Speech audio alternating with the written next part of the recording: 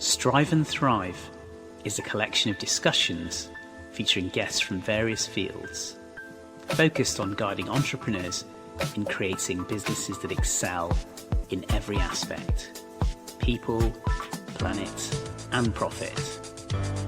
Throughout the series, you can join us, Romesh and Mike, as we explore relevant topics with our guests which can help businesses thrive. Romesh and I met while I was supporting a client transforming their business, and I needed finance director support and reached out to him and his team. Since then, we've become good friends who share a passion for business and entrepreneurship. If you like today's discussion, then you want to subscribe to our YouTube and Spotify channels.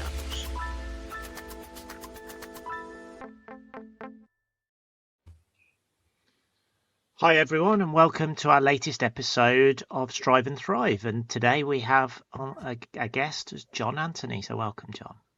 Hey, thank you, Mike. Thank you, Romesh. I'm really pleased to be here. Great.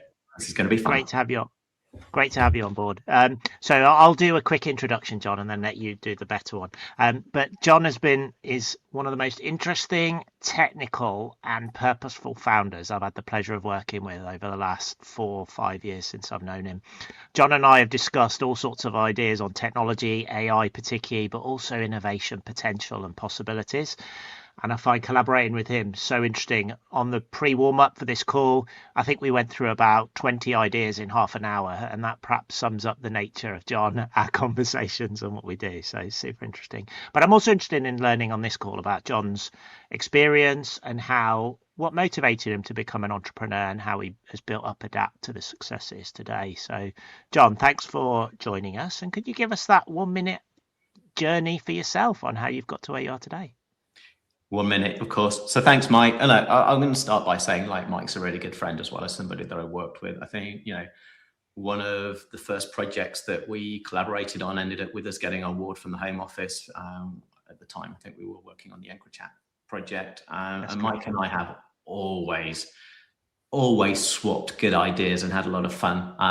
The company Adappt, which I am the founder of, along with JJ, who's my original co-founder, who behind the scenes makes everything work. We started in 2011.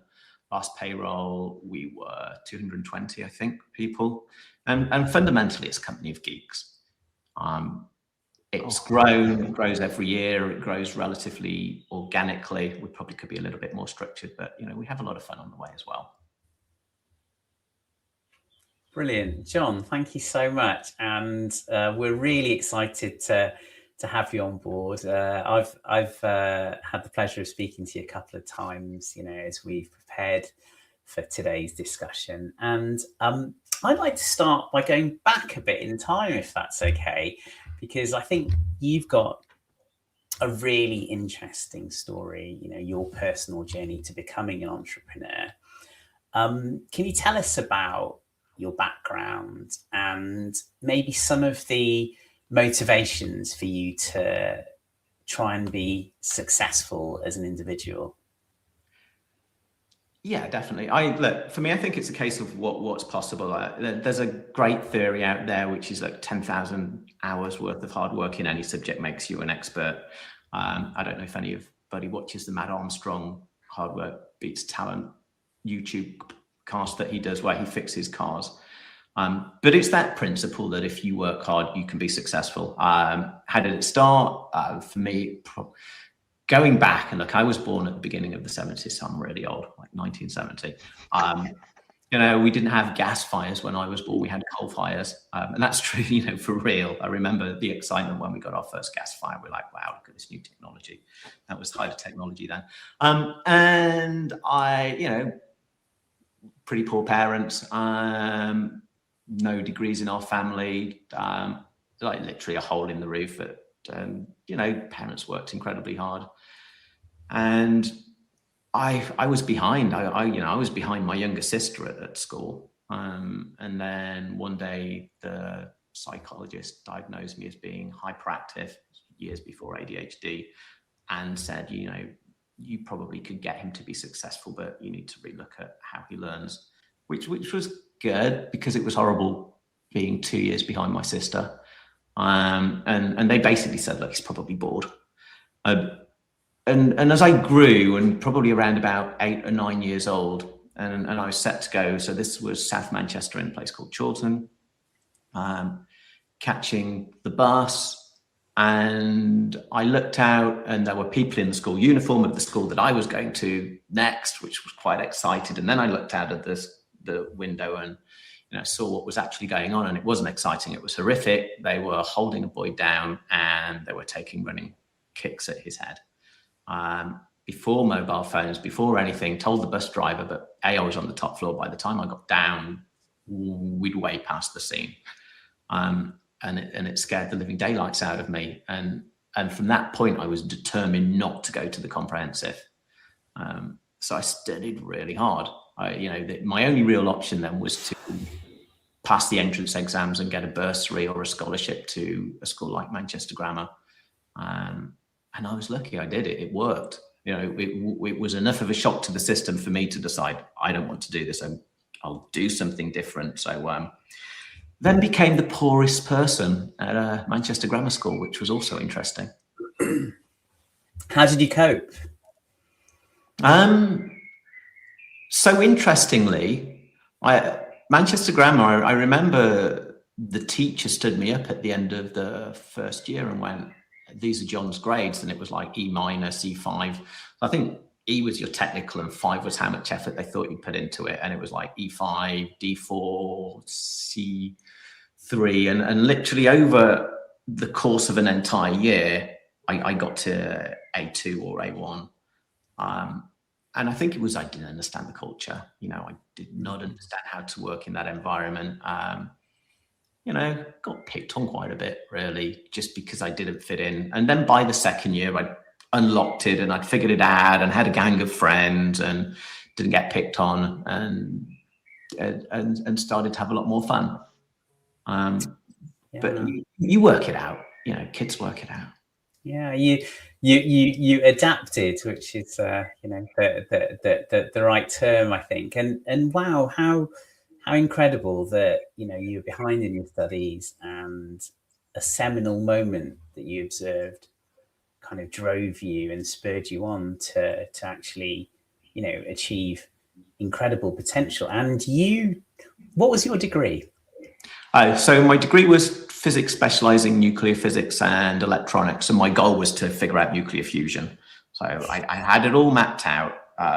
Because it's interesting. I think at school, everybody decided being an actuary and working out accountancy numbers was the most lucrative thing anybody could ever do at that point. And it was kind of slightly before the stock market had really taken off. And then as I got there, I thought, well, that's boring. Let's do something fun. Nuclear fusion, that's doable. And Daresbury was, making great headlines at the time. And just as I was in my final year, all of the funding got cut to Daresbury, and basically the UK turned off its nuclear fusion funding program.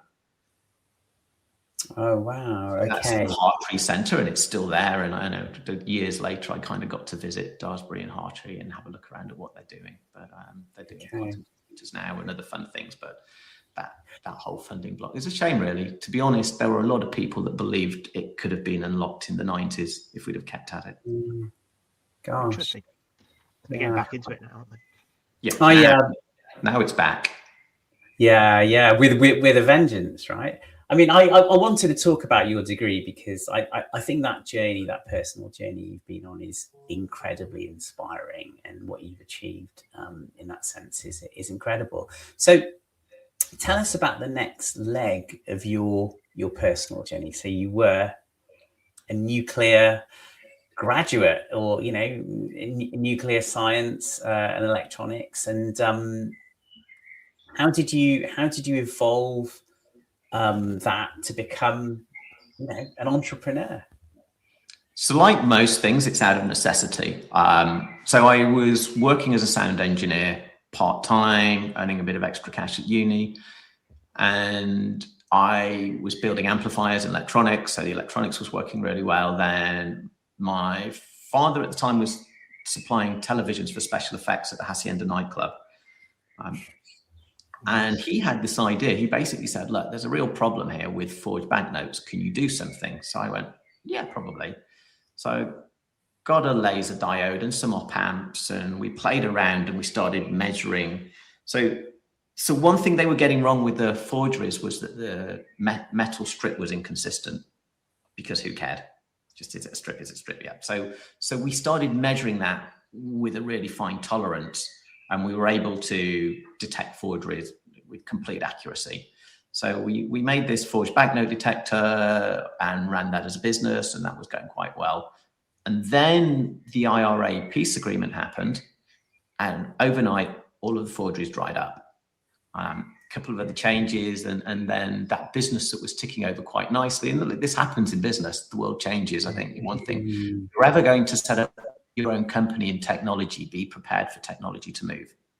And you know, that shifted. But for me, that was my first time to learn that lesson, and it was kind of a hard lesson to learn. So from having a business that was working, we went to the market drying up. At that time, I was living in Birmingham because that's where I'd done my degree. Had a motorbike, £300 in the bank. Decided not to stay in Birmingham. I had some friends that were moving to London to do a university course, and I kind of said, can I come and join you? And they were like, yeah, of course. I got a flat with them, got the first job that I could, which was selling advertising. You know, in the 90s, particularly around that time, and you know what, I bet if I talk to graduates here, it's the same. Jobs doing what you wanted to do were not easy to find. Jobs selling advertising, if you could talk, were relatively easy to find. And if you weren't any good, they fired you 3 weeks later. So they would always take you. They just wouldn't necessarily keep you. And I got lucky. I ended up selling advertising in a European government journal, and I didn't really realize this. But I look back on it and think, yeah, that was probably shady, because a guy came in with a suitcase, handcuffed to his arm, and paid us in cash at the end of the week for a start. So we were there. That's for real. We were there, and it was a great experience. I learned an awful lot. But then the next job I got, which matched my skill set, was selling advertising on Electronics Times. So that was a lot more fun and suited me, and I was there. And again, that was one of those things where I didn't do very well at it to start with. And my boss was brilliant. I kind of had got this whole spiel that I'd learned from my previous company about, we've done this piece of research on your company and your sector. We talk all the way through it. And it was rubbish, you know, and it was how I'd been taught, was just to bluff your way through it. And my boss at the time said, why are you doing that? Why not just be honest? You know, tell people that you're new on the job, say that, you know, this is what we can offer, this is what we've got, see that you're advertising Electronics Weekly, would you consider doing a run with us? And I tried it and it worked. I was like, wow, okay, that's a revelation, you know. And especially telling people, you know, when I was new, I would tell people I was new and they were helpful. So all of a sudden, you suddenly realize that people buy from people. They don't buy from rubbish. And so and people buy on trust, and then you really realize the value of trust. So a couple of other things happened, because I still wasn't the best salesperson on the floor. But I thought about things quite hard. So I changed my entire, so we used to sell 6-week and 12-week and sometimes a whole year series if we were lucky. And I'd missed the end of the year because I started in the new year. So I'd missed the closing to be able to buck in people's budgets. So I did something different, which is I would get on the phone and say, do you know what? I'll sell you my lowest rate. And my lowest rate was sort of £11 a column centimetre versus £25. And I was allowed to go down that. I'd say, look, I'll sell you my lowest rate if you'll do a until cancel booking with me. And look, you need to give it like 6 weeks for it to work. And if it's not working after 6 weeks, cancel, but give me 3 weeks notice so I can get somebody else to fill your slot. What happened was nobody ever cancelled. So my revenue, which had been diving off a cliff, and you know, seats disappear every week. Somebody gets, you know, the lowest person on that floor would get fired. So as my revenue was going down, I was getting quite scared. And I came up with this idea and it started picking up. And then one day I kind of got back to where the person who used to own my seat had been sitting, but nobody cancelled, and it just kept going up and up and up. So then I was taking extra pages, way more pages than the previous person. At the end of when the results came out, I was number 2 on the floor out of 50 odd people. Number 1 is currently our CEO, who's David Larner. So he was the one person ahead of me. And Is that where you met David from? Yeah, that's where I met David. We're on the same floor together. Sorry, go on. The interesting thing for me about this story, Jon, is how, firstly, I think of you as very technical, because that's the Jon I know. But do you think that learning gave you grounding in sales for a start, which is an important part of being an entrepreneur, but also your kind of aptitude for problem solving? Definitely both. I think trust is the huge thing. Like, all those people that I sold to will still take a call from me. Amazing. It was pivotal. This guy called Tony Burklaff was my boss at the time, and he sat next to me and listened to me do a few calls, which is always scary when you're on sales. And he was so nice about it, and he just said, "Look, what are you doing? Listen to me." And then he picked up the phone and he did it his way. But I understood the intent of what he was trying to tell me. That for me was the big change. Understanding that people buy off people and just the value of trust as currency. When you get that, sales falls into place because, there's that, you talk about salespeople who can sell sand to Eskimos. No, got that the wrong way around, haven't I? You can sell ice to Eskimos. But actually, you want to be selling. That works better, I think. Yeah, but that's what I'm saying. You want to sell ice to people in the hot countries and sand to people in the countries that need sand. So that was the bit that I really learned. Was it's not about having the gift of the gab. It's about being solution sales. Like if you look at what we do, and like Mike, I should put you on the spot. Give me some examples. We solution sell. You don't go in there with a solution ready for somebody. We have the luxury of going in there and going, what is it that you need? And very, very frequently, if we can't do it, I will say, we're probably not the right. I have absolutely no fear in saying that we're probably not the right outfit for you. We're probably not, because this isn't what we specialize in, or I'll get very enthusiastic and go, do you know what? We can do this really well. And look, here are some examples. I'll spin it back to you, Mike, but I'm sure you've got examples of that. Yeah, honestly, same thing, really. And I know Romesh and I talk a lot to other founders about this. Sales is scary for a lot of early entrepreneurs, particularly, and in my lens, Jon, and I've got a very different lens of you now in the last 5 minutes, but it's that whole, how do you do sales? And when you're a technical entrepreneur or a business entrepreneur rather than a sales-led entrepreneur, if you see what I mean, it's a scary learning curve. And I think knowing that it's orientating towards problem addressing and working with individuals and building trust and relationships, that for me is the way that it works generally. And I think when I set up Easel, I had to go on that journey myself, and retrospectively, to be honest, I had to learn about sales. I didn't have that grounding you had in the first place. So for me, I had to go, hang on a minute, I've got to do sales. What is sales? What does it mean? And I think that's quite an interesting retrospective for me in terms of becoming an entrepreneur and learning it. It's interesting that you actually, by coincidence, had that grounding, but you found yourself in a more technical, natural problem solving space, which is where you've built Adapt. Yeah, and look, how lucky is that? So a lot of things happen in life and we think this is terrible, but actually those things in life make us what we are, and we learn from those experiences. So, interesting. Would I have learned this if the forgeries hadn't dried up? Probably not. Would have been in a very different place today. And so the things in life at the time that you think are not great sometimes turn out to be pretty good. I love that, that you basically came to the understanding that you needed to understand your customer and understand what they needed.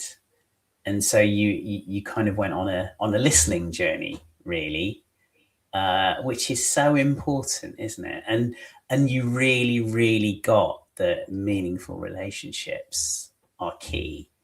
and that's brilliant. You know, I think what a great grounding. And Jon, you've mentioned your big break in IT previously. Is this the story that was your big break, or was that something else on your journey? So big break happened for me next. So I look at my life and been pretty lucky. So late 90s, I switched over. So because I'd done really well, all of a sudden the headhunters wanted me, which was great. And the sales industry is quite promiscuous, and information gets around quite well, and success can breed success, which is lovely when it happens. And so I got headhunted for a broadcast company that made special effects equipment, that did Doctor Who and all sorts of wow, that's really cool. clever tech. And I loved it, and I was in there, and I was like, oh, I think I want to be an engineer now. And they were like, well, we've hired you to be a salesperson. So okay, fair enough. And they sent me around the world every couple of weeks. I was in Australia, Korea, Tokyo, America, flying around the world, demoing this special kit. I remember one of the best trips I ever did was they sent me to South Africa, and it was my first big major trip, and they were lovely. And they were like, look, do you know what? You're over in South Africa. If you want to stay out an extra couple, if you want to be out there for an extra week, so you can be out there for a couple of weeks and really enjoy it, you can do. And I was like, oh, yes, please. And I remember being invited to an all-night party, and just, it was so lovely because the weather was perfect, the people were perfect. And it was interesting. It was at the time, apartheid had fallen apart, but it was with a generation that I don't even think was that aware of it. It was a completely mixed culture party. Everybody was just chilling. And again, my great-grandmother was Black South African, and my great-grandfather was white South African. So there was always a bit of interest in Johannesburg, which is where I ended up being. But when we got out there, somebody had stolen all of the copper telephone lines to the new exhibition centre, because these things happen, which was difficult. So I got out there, and there was no easy way to contact back to base.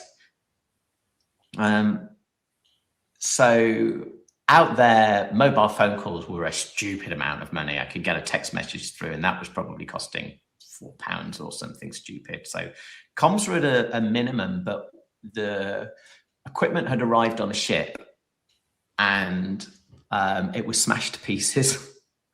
Unfortunately, somebody a lot richer than me lent me their mobile phone, and I sat there with a soldering iron and repaired all of the kit under guidance. And apparently the phone bill for that was something like £5,000.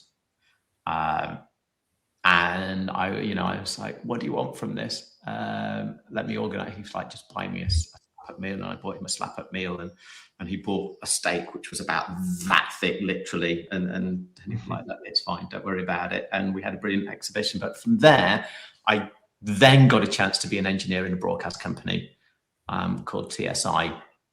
And worked on loads of projects, pioneered all sorts of stuff, worked on lots of BBC stuff. And I started as a junior engineer, and then very rapidly became a senior engineer. And that was my big break. So I'd been looking after the IT system. And one day, I think it was the I Love You virus, we got infected with the virus. And it was a script virus. And somebody opened something, and it went all the way around the company via email and infected everybody. And our IT support company at the time didn't have a clue what to do. So I took the virus and rewrote it to go and reinfect and fix all of the registry entries, and then block out the other virus. And then I launched that, emailed it to everybody, fixed it, distributed it, got the company back on its feet. So that was a good day. That evening, we were having a company bowling night, and the directors of the company, and I'm not very good at bowling, but on that night, I'd scored 170 because I think I was just so amped up on adrenaline. I'll be in the 90s. But literally everything that I bowled was something magic kind of happened on that day. Probably an awful lot of adrenaline. And you were in the zone. You were in the really. zone. And the directors came over and said, "Do you want to be head of IT?" And I said, "Yes, please." So the next day I was head of IT. And that just kind of started on my path then from being, managed to senior management. So that was my big break. It was right place, right time, prepared to stick my neck out and say, I can fix this. Brilliant. And obviously a key takeaway is to improve your bowling skills, right? Yeah, that was good. Well, no, because it didn't stick. A one-off. Yeah. That's fate, isn't it? Serendipitous. One evening of good bowling. Yeah. Kind of that. The bowling was probably part of it because it ended up with me being able to sit around and chat with the directors and look cool. I know they just kind of looked at each other and there was clearly something going on. And then, there was just this conversation. Would you like to be? So you've obviously always found your opportunities, John, shaped a problem, gone after it, fixed it. What was the point you went with Adapt then? Because you built it up as a big business now. But what was the point where you went, I want to do this on my own? Or was there a point you wanted to do it on your own? Yeah, so JJ and I used to work a lot together. And I got to the point where I was building broadcast centers and used to build these huge broadcast centers and put channels on air. And even, a channel that I'd come up with somebody called Fleur Hicks, and we come up with this idea of doing X League, which was an esports channel on Sky. JJ had been somebody that had helped me put together a lot of the back-end software, and JJ had worked on MHEG systems for Canadian broadcast as well. And we just said, you know what, we've made a lot of people quite rich. We should get together and do this for ourselves.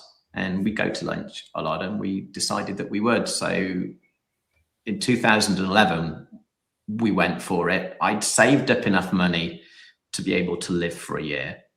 JJ kept working, and the company didn't really earn enough money to pay me a salary until I think we started in June, and probably around about the next May, the company was able to give me a first initial tiny salary,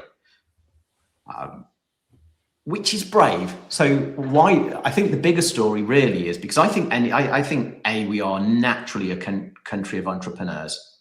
We do have that entrepreneurial spirit, and I don't necessarily want to discuss Margaret Thatcher, but one of the things that she said was that we're a nation of shopkeepers. And I think you have to read into that what she meant, which is we are a nation of entrepreneurs. We are a nation of people that like to run our own small businesses and run our own small kingdoms.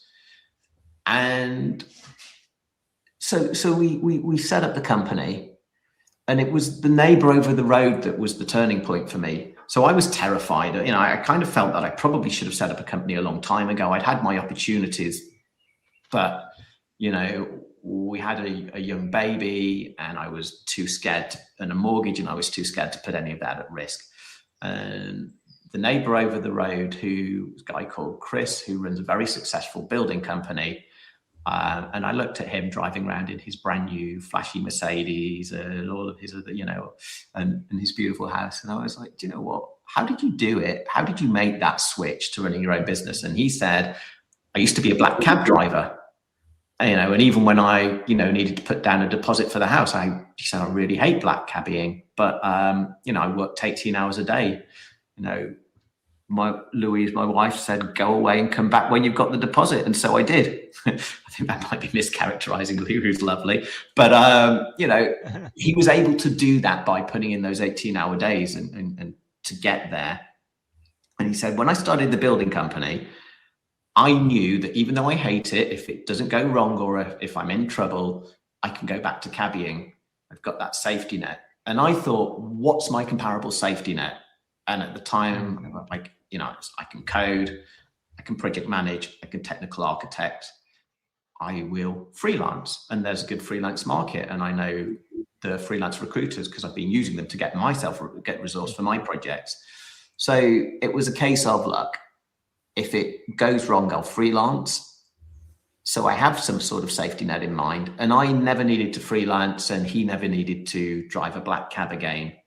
But I'm sharing this because I think there are a lot of people out there who would like to start their own businesses. And for me, this was an unlock.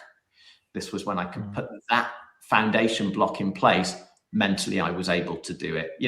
Other things are a given. You have to save enough money to be able to live on, which means you've got a certain amount of drive. You have to have a certain attitude to money. So I've been very lucky. And again, this will be an interesting comparison, but I worked for Richard Desmond, Northern and Shell. He had two MDs, Martin and Stan. Stan was this great salesperson, and Martin was the negative end of the battery, and he ran procurement.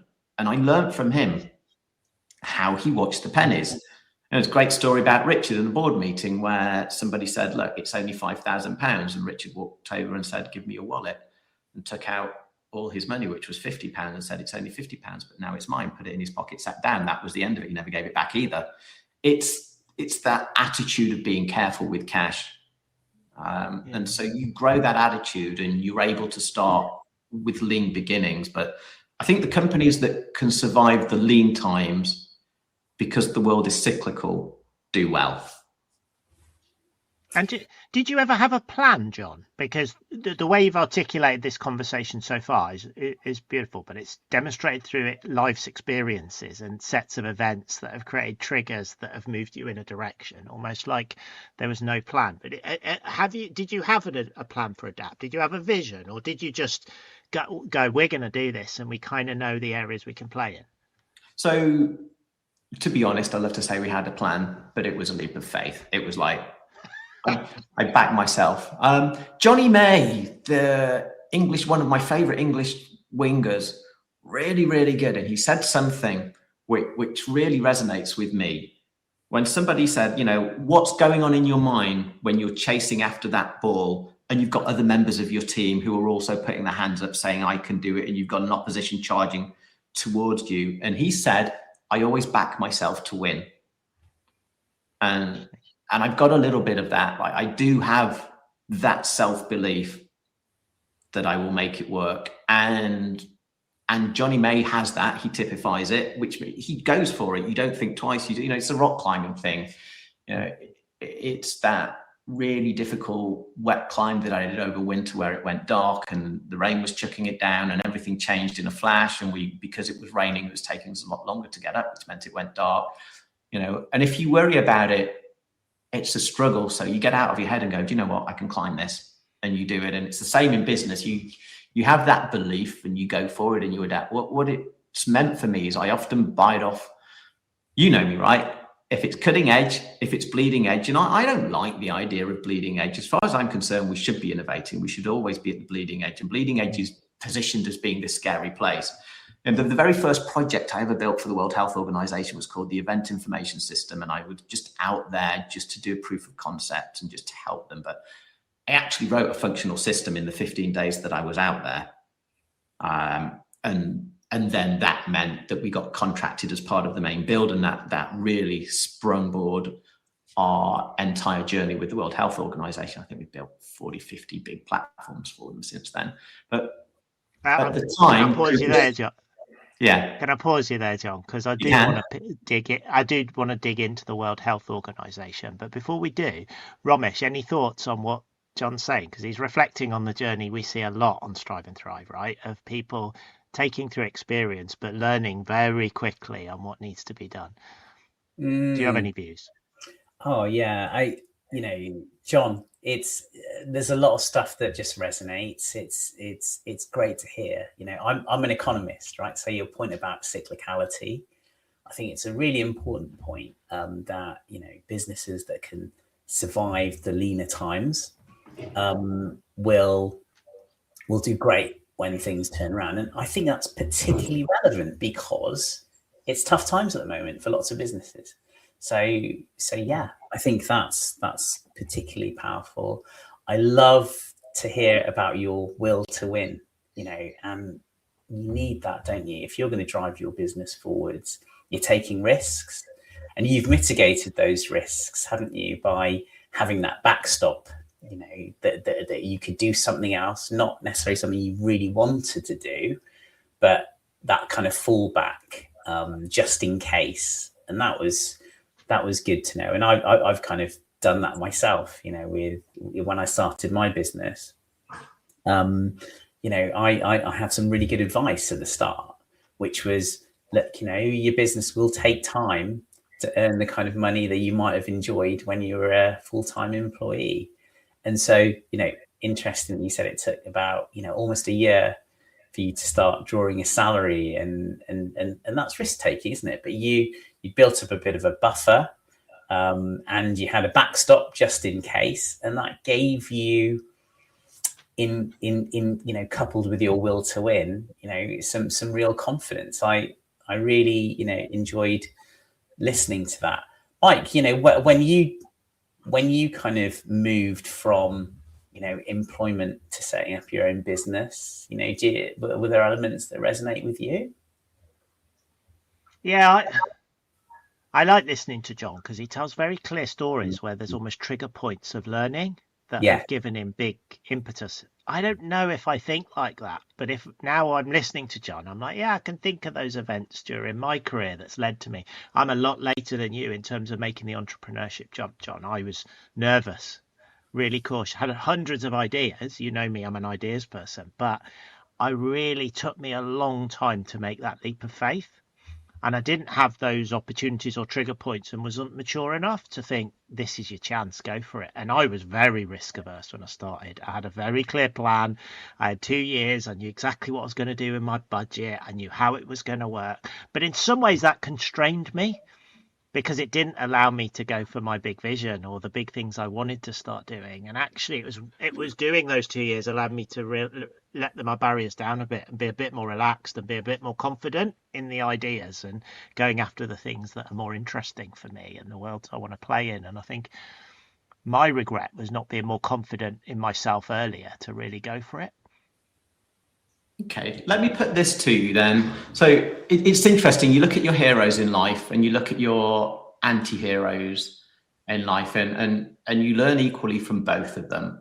And Richard Branson has some incredibly interesting stories, particularly there's a story of him taking a decision to swim for shore, which saved his life, and probably should go read his biography because I don't want to spoil it, but it's really worth reading his first autobiography for that. And then you have anti-heroes. So let me be controversial, probably as somebody that manages people. And so look, how do you feel about the idea that you control your own destiny and run your own business versus going back and working for somebody else again?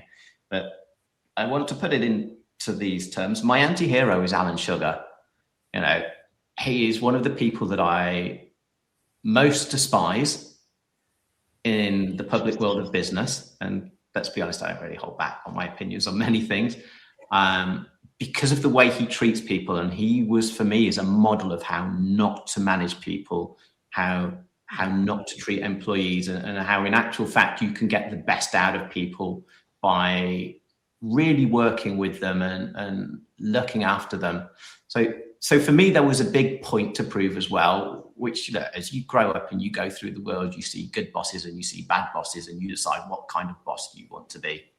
And are you the sort of leader that people will follow into battle? And you don't really find that out until you go into battle and you have the people who are around you. Last week, we had an issue where Azure misinterpreted one of our database scale instructions from Terraform.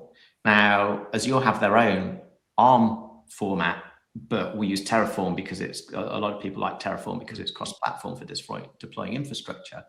Azure went, oh, you need to change this database memory size, but our database instance doesn't do that. We'll be really helpful. We're going to create you a brand new database. And it created a brand new database instance with the same name in the same place as the old one, which also was our reference to get to the backups, which meant that the database was suddenly empty and all the backups were inaccessible. Wow. Now, that wasn't easy to solve in the end. And there was nothing in the user interface to solve that because there was no old database. When we went to the database to go to the backups weren't there because it recreated it from scratch. we managed to find some snippets out there and get into command line. And before we did any damage, we managed to roll that back on a command line. And it was a really high level of knowledge. It was all fine. It would have been a messy scenario. And the first thing we did was tell the client exactly what had happened. And the client was lovely.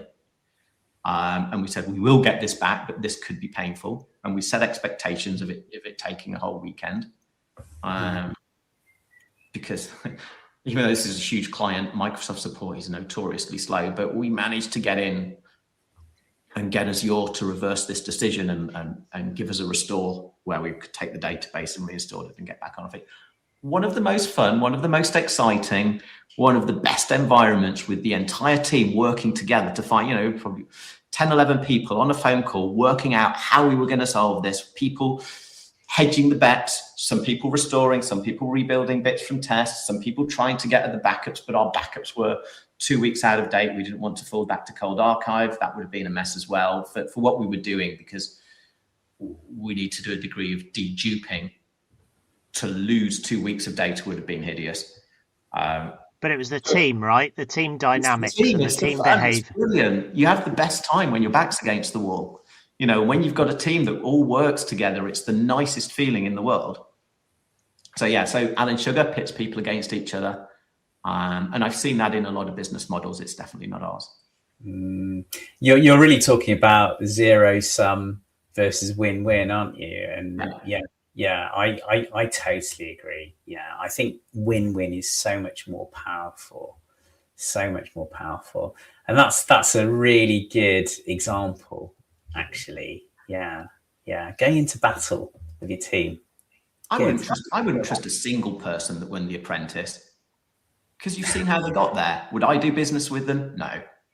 Would you? I don't know. Up to you. I'm tempted to say your funeral, but would you do business with somebody that you had already seen to be that Machiavellian? I do think it's one of the challenges of many founders, in that founders do everything at first within their business, and they are doing the banking, the sales, the development, the customer service, everything. And actually, one of the challenges to then work out that you're better off having a team to do this, but actually let it go and let the team go. And that enables the team to succeed and work with them more collaboratively.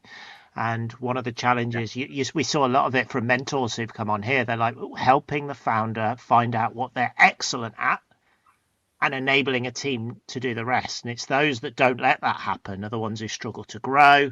It's the Alan Sugar analogy that you've just given us there. It's really letting the team succeed enables you to build a business that can grow and allow you to grow as a founder as well. It's also the perception of fairness. So how do you have so for us, there was a very clear vision that we would have a meritocracy. Very early on, we had a young mum who was promoted to the board. We've got a board member who became a board member at the age of 22. Genius, absolute technical genius, who we took from school and started working with us at the age of 16, 17. Just didn't get on at school, but and that person started as an official apprentice. How do you let people rise to the surface? How do you create an environment? So exactly what you're talking about there, Mike. How do you create an environment where people will thrive? Yeah, that's the magic explanation. And Jon, we've not got long left, and what I want to do is touch on technology, because I know that's the bit that's you and I have talked about. I think you've given us loads of good stuff on entrepreneurship. I just want to have a bit of time on technology. Could you tell us a little bit about what you do at the World Health Organization? Because I think that is such an interesting case study, or as far as you can explain what you do. But it's such an interesting use case of technology and its potential, because I'd like to explore that a bit further with you, and then where you think AI is going. Absolutely. So the World Health have been on an incredible journey. When the chat models first broke through, they very wisely put a moratorium on using AI in the organization. And I understand why, and it was the right call. And then we were pretty lucky. We were the first organization that was allowed to use AI. and we did it in a very, very careful way with a lot of work on explainability. Now, every department, everybody's using AI, and that's history. But it's you get over your fears. But just because you have fears doesn't mean those fears are wrong. It means you figure it out. And so, a lot of the things that we're doing right now, we're creating agentic flows to do things that humans could do if you had enough humans. And it's often if you look at, particularly, let's start with language models. Language models are next word predictors. So if I said Mary had a little, you would say lamb. And then if I said Mary had a little lamb, you say it.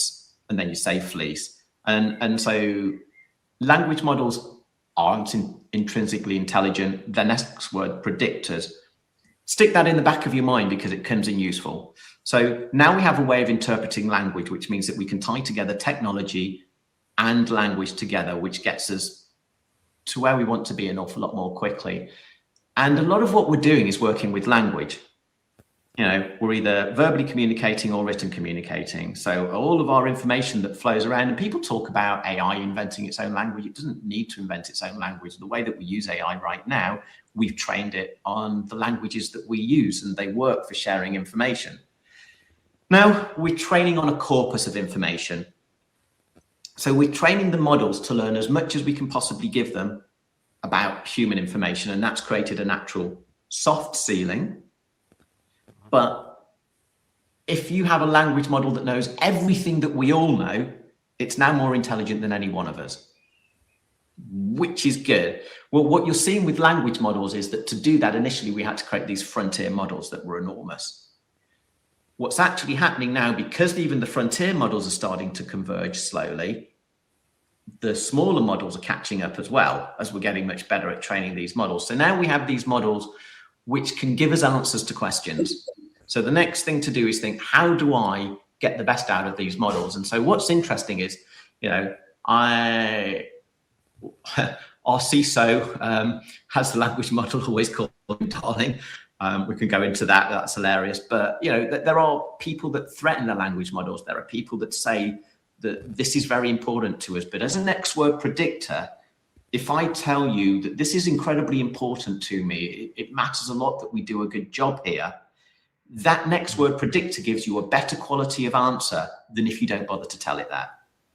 So what I'm trying to say here now is that, okay, I've just explained why it's not a person and why we shouldn't anthropomorphize it. But now actually, one of the best ways to get results out of these models is to start treating them like people, because fundamentally, now you're spinning forwards from personality that you've created. So if you are a nuclear physicist, if these are your characteristic traits, if this is what we want from you, if that goes into the model, we start getting a better quality of answer. And then what we start to do is string these agents together and these personas together and give them tasks to do and put them into an agentic flow. Can I reflect back on what you've just said and check I understand? So it narrates to me. So you don't believe they're not intelligent, but you believe we should deal with them as if they are human responses, and therefore that's the better way of engaging with them. Is that my interpretation of what you've just said? Yeah. Interesting. Okay. Does that lead to a more powerful outcome? Is that the end? Significantly more powerful. Like if I've got you three options. You tell the language model, I don't really care about the answer here, but give me your summary of this report. Give me your summary of this report, or this report is incredibly important for us, and accuracy is key. We can't afford to make any mistakes. Please give me a summary of this report, which is going to get you the best answer. Even as a next word predictor, you get the best answer where you specify the importance and the reason why. And so it's easiest just to think of treating them as you would treat a person. And once you start doing that, and we're looking at AI transformation, digital transformation, it actually makes it easier to put the blocks in place. So we have systems for the World Health Organization that are clustering diseases together. We have systems that are running small newsrooms where traditionally we might have had a team of 10 people. Now we've got the equivalent of Apple or BBC News that's being created on the fly with agentic flows. But the components of that, very frequently, we're treating them as part of a normal human team. Just happens to be that we've got AI blocks in there. And they're making connections. Now, they're making connections that humans can make. They're just making them a a lot faster. So, you know, we often talk about, we had a case in India with children dying of renal failure, and the AI was very rapidly able to make the connection between that and cough syrup, and the cough syrup having diethylene glycol in it. You know, now humans find that and make those connections, but when you've got AI that can just sit there and churn around and put this into it, and we use graphs a lot, we use causal graphs to put knowledge in. One of the big problems with language models is they stop learning the day that you stop training them, and training is expensive. Humans, we go to sleep, we wake up the next day, and we've got our memories of the day before, and we build. We haven't yet really got to that place with language models.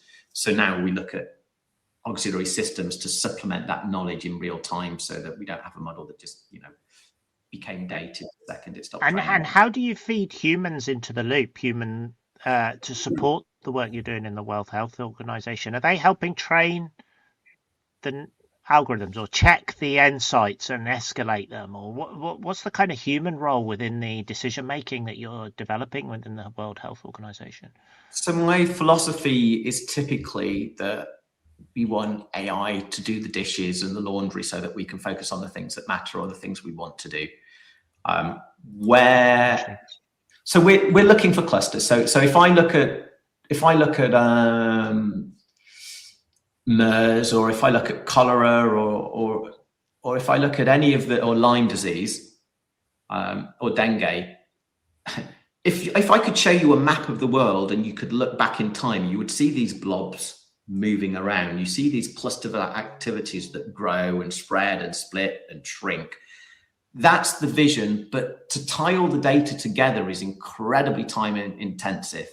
So we've got the AI mapping things together onto an ontological graph, multidimensional graph. We're connecting those, and then we're constantly mapping them in time and geographical space, trying to tie the clusters together so that we can monitor the clusters. It's just so tedious. It's not tedious for AI because it doesn't have a boredom threshold. So then we can take those results out and give them to the humans, and the humans can go, oh, hang on a minute, dengue just moved even further north in Europe this year. We need to plan for this. And how do you pick out the needle in the haystack, John? Because one of the things you must have seen during COVID, there lots of COVID noise, but actually you still want to pick up the trends in Lyme disease or dengue fever, or maybe unique signals that are coming out. Are those the kind of things that you're training, or the AI is particularly good at? What's your view on that? Weak signals, I guess, that could be significant. We were pretty lucky about this. It was a call that David had, and they basically had this. They were calling it the infodemic. There was such a deluge of information that it was hard to pick out the small signals. And actually, I think on 2020 or 2021, there's a video of me talking at the Global Technical Meeting about exactly this topic, and it was remote because we were all still under lockdown. But we created the first version of the anomaly detection system that benchmarked everything, and then was really interested in looking at the small signals. Now that's become a lot more complicated. And the latest version of that now goes live this week, actually, just in time for the World Health Assembly next week. And it's anomaly detection, but this is where it's interesting, right? It's not just about anomaly detection, and it's not just about clustering, and you picked it up straight away. It's about both. You need to follow the clusters of information, and you need to pick out the small signals that could become big. Really interesting. And basically it's doing a human job, as you're articulating, but it's doing it at a speed and with a lower boredom threshold. Yeah. And at the end of the day, we then put all that information back into humans, so humans don't have to sit there every day and read 2,000 articles for the first thing that they do when they get into work. It's like, these are the things that you really need to look at, and it's so insightful as well. It kind of democratizes the data as well. You know, when you've got one small team just looking at that data, then they have it. And we're not great sharers. We sometimes share, and the World Health Organization is one of the better sharers, but you still have to have a mechanism. When you democratize that data, everybody gets to see it. Everybody gets to see a growing problem and go, do you know what, actually, that's relevant to me too. And with that example, John, I mean, obviously, you know, working and supporting the World Health Organization, and particularly during that time, the whole COVID period, I mean, what an immense amount of responsibility. Do you feel that yourself? Does the team feel that? The pressures of the consequences of the work you're doing? So massive amount of pride in the team. There are occasions when I kind of, when they're bored and they're fed up and they've been coding all day, and it's actually quite good to remind them what they're working on. And they get it, by the way, and their faces light up and change. It's very difficult when you're stuck in the weeds sometimes to realize what the bigger picture is. And yeah, we're incredibly fortunate and lucky to work on the projects that we do. At the same time, a piece of advice that somebody gave me very early on in business is that you're defined by the business you turn away, not the business that you win. We've turned away. I'm not going to get it. I'm not a person to morally lecture anybody, but we as an organization, for our own reasons, have said there are lots of areas that we won't get involved in. Anything that could lead to torture, we avoid gambling, anything that leads to harm. So we walk away from an awful lot, and we've been lucky enough to pick up business in areas that we are really proud of working in. Does that give you a huge amount of extra motivation because it's so purpose driven? It does. I fly out on my own butt to Berlin to work with a guy called Johannes, who's an absolute genius, an epidemiologist. And when it came, there's a big thing, and we don't have enough time to go into it, called the causality knowledge graph. And it's like a knowledge graph, but everything's based on causality rather than based on nodes. And we brainstormed that. And we were trying to get to a point where we could, and it works now. So the Indian renal failure was a case, but we want to pick up loss of smell in COVID as soon as it happens. No, now we all look back in hindsight and go, oh yeah, loss of smell COVID in the early days. Nobody realized that. There was a lot of connections being made, and a lot of those connections were wrong and some of them were right. So we worked together, and Johannes and I worked on, I was at a global technical meeting in Senegal where we worked a lot of this through. But yeah, I will fly out to Berlin on my own buck, on my own dime, just to be able to spend that time with him to pick his brain. And it's, yeah, it is. Yeah, we're pretty motivated to do a good job here. Really good. We're coming to the end now, Jon, but I want to ask you one final question and then give Romesh a chance to finish off. You've talked about your entrepreneurial journey, what you've learned. We've talked about AI, your interpretation of it, which I think is a really good articulation. What's your kind of view to entrepreneurs now playing in the world? What would be your recommendations, and how would you play AI into that if you wanted to? Okay, this is a huge conversation. Why are startups more successful in the US and the West Coast than they are in the UK? And look at ARM. Every phone has an ARM chip. We created ARM in Cambridge and then we sold it for 40 billion. I was like, and look, Mike, you and I have talked about this as well. We talked about government procurement departments whose stated aim has been that we will be fast followers. And, I've talked about the fact that, look, if you're going to aim to be second, you're probably going to end up fifth. It is about ambition, but it's also about what enables you to be successful. And we are not as good at nurturing startups in the UK as America is, but we do actually have incredibly innovative people. So accept that there's a barrier there. Accept that for my book, I think that we are better, which is why we often get hired. And I can cite lots of examples of where we've been hired by stateside companies to do the prototypes and the innovation, because we do it incredibly well. Accept that there is going to be a higher bar and just go for it. Believe in yourself and go for it.